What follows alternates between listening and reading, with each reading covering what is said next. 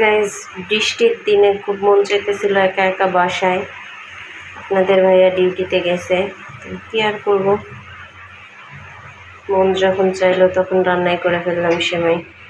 তো ভাবলাম একা একা যেহেতু কাজ করতেছে আপনাদের সাথে একটু শেয়ার করি।